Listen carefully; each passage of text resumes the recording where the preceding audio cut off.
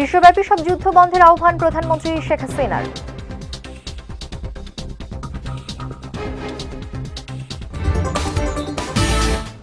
যে কোনো মূল্যে উপজেলা নির্বাচন সুষ্ঠু করার নির্দেশ প্রধান নির্বাচন কমিশনারের।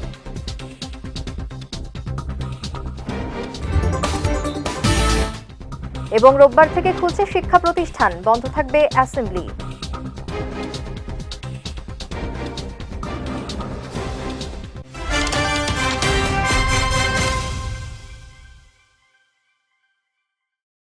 আসসালামু আলাইকুম। বিজয় রাতের সংবাদে আমন্ত্রণ জানাচ্ছি আমি জিনি আক্তার সুইটি। শুনছিলেন শিরোনাম, এবারে বিস্তারিত। বিশ্বব্যাপী সব যুদ্ধ বন্ধের আহ্বান জানিয়েছেন মাননীয় প্রধানমন্ত্রী শেখ হাসিনা। সকালে থাইল্যান্ডে জাতিসংঘের অর্থনৈতিক ও সামাজিক কমিশনের ৮০তম অধিবেশনে দেওয়া বক্তব্যে তিনি আহ্বান জানান। বলেন, যুদ্ধ সংঘাত কখনোই শান্তি দিতে পারে না, আলোচনার মাধ্যমে বিরোধ সমাধান করতে হবে। সম্মেলনে প্রধানমন্ত্রী আরও বলেন, এশিয়া প্যাসিফিক অঞ্চলের দেশগুলোর মানুষের অভিন্ন শত্রু ক্ষুধা ও দারিদ্রতা। এর পাশাপাশি জলবায়ু পরিবর্তনের প্রভাব উন্নয়নকে বাধাগ্রস্ত করছে। এ সময় জলবায়ুর কষাঘাত মোকাবেলায় এক হয়ে কাজ করার আহ্বানও জানান তিনি। যুদ্ধ ও সংঘাতের বিরুদ্ধে বাংলাদেশের অবস্থান তুলে ধরে বিশ্ব ফোরামে প্রধানমন্ত্রী বলেন, আলোচনার মাধ্যমে সব সমস্যার সমাধানে বিশ্বাস করে বাংলাদেশ। এ সময় রোহিঙ্গা সংকট সমাধানেও সবার আন্তরিক সহায়তা কামনা করেন প্রধানমন্ত্রী শেখ হাসিনা। অপরাধী যেই হোক, তাকে বিচারের মুখোমুখি হতে হবে।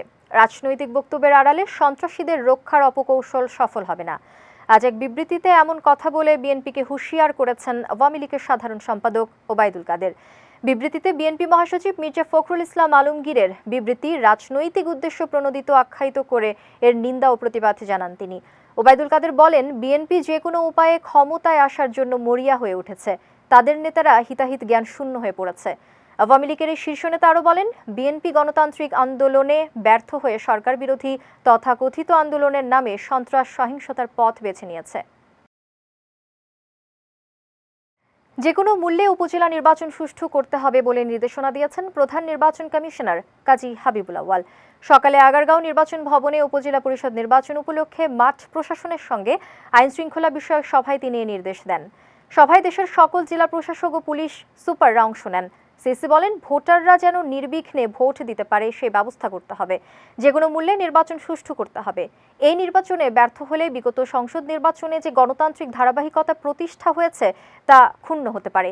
এ সময় বাংলাদেশে যে গণতন্ত্র আছে তা সুষ্ঠু নির্বাচনের মাধ্যমে প্রমাণ করতে হবে বলেও জানান প্রধান নির্বাচন কমিশনার। তীব্র তাপপ্রবাহের মধ্যেই আগামী রোববার খুলছে দেশের সব শিক্ষা প্রতিষ্ঠান। বিকেলে মাধ্যমিক ও উচ্চ মাধ্যমিক অধিদপ্তর থেকে দেয়া এক প্রজ্ঞাপনে এই তথ্য জানানো হয়। প্রজ্ঞাপনে বলা হয়, আগামী ২৮ এপ্রিল থেকে যথারীতি শিক্ষা প্রতিষ্ঠানসমূহ খোলা থাকবে এবং শ্রেণী কার্যক্রম অব্যাহত থাকবে।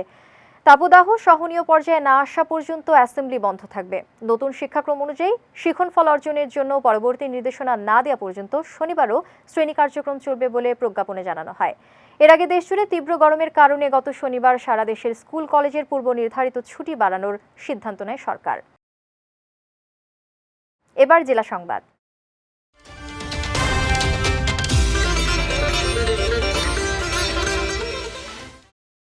মিয়ানমারের রাখাইন রাজ্যে সরকার দলীয় বাহিনী ও বিদ্রোহীদের সঙ্গে চলমান সংঘাত থেকে প্রাণ বাঁচাতে বাংলাদেশে আশ্রয় নেওয়া ২৮৮ বিজিপি ও সেনা সদস্যকে অবশেষে ফেরত পাঠিয়েছে বিজিপি।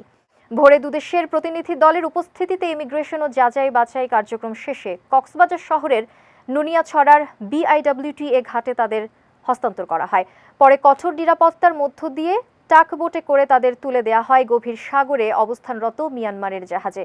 এর আগে বুধবার দুপুরে ১৭৩ বাংলাদেশি বন্দীকে নিয়ে একই ঘাটে এসেছিলেন মিয়ানমার নৌবাহিনীর সদস্যরা। ঝিনাইদহের মহেশপুরে স্ত্রী রেহেনা খাতুন হত্যার দায়ে স্বামী রাশিদুল ইসলামকে যাবজ্জীবন কারাদণ্ড দিয়েছেন আদালত। দুপুরে অতিরিক্ত দায়রা জজ দ্বিতীয় আদালতের বিচারক মোহাম্মদ আব্দুল মতিন এ রায় দেন। মামলার বিবরণে জানা যায়, ২১ বছর আগে রাশিদুলের সঙ্গে রেহেনা খাতুনের বিয়ে হয়। দ্বিতীয় বিয়ের পর প্রথম স্ত্রী রেহেনাকে শারীরিক ও মানসিক নির্যাতন শুরু করে রাশিদুল। এরপর ২০১৮ সালের ২৩ জুলাই বাড়ির পাশে কোদলা নদীতে ডুবিয়ে রেহেনাকে হত্যা করা হয়। এ ঘটনায় নিহতের পিতা বাদী হয়ে মহেশপুর থানায় মামলা দায়ের করেন। যাচ্ছি খেলার সংবাদে।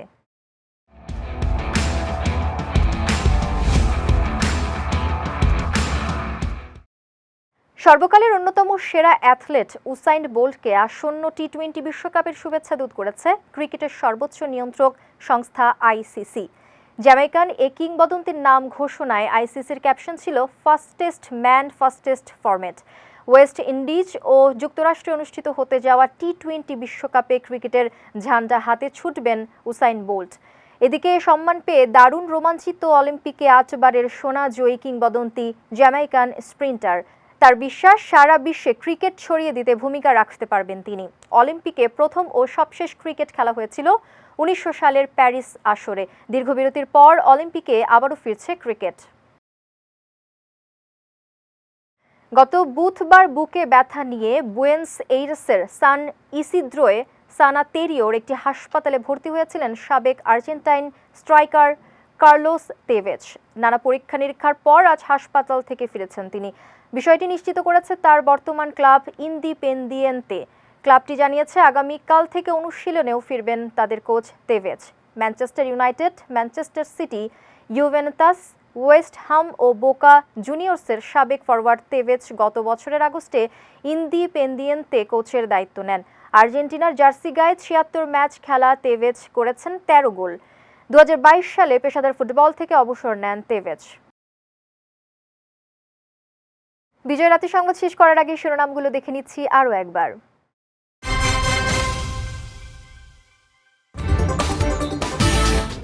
বিশ্বব্যাপী সব যুদ্ধ বন্ধের আহ্বান প্রধানমন্ত্রী শেখ হাসিনার।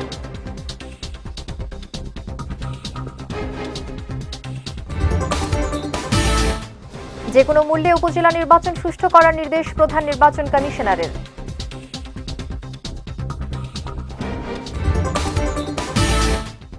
এবং রোববার থেকে খুলছে শিক্ষা প্রতিষ্ঠান, বন্ধ থাকবে অ্যাসেম্বলি।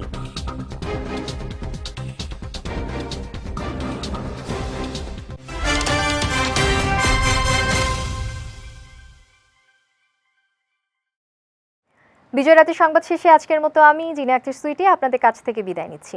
আগামীকাল একই সময়ে নতুন সব খবর দেখতে চোখ রাখুন বিজয় টিভিতে। এছাড়াও আজকের বিজয় রাতে সংবাদের ভিডিও দেখতে পারেন আমাদের ইউটিউব এবং ফেসবুক পেজে। আমাদের ইউটিউব হলো youtube.com/bijoytvofficial এবং আমাদের ফেসবুক পেজ হলো facebook.com/bijoytvlimited। এতক্ষণ সঙ্গে থাকার জন্য ধন্যবাদ সবাইকে।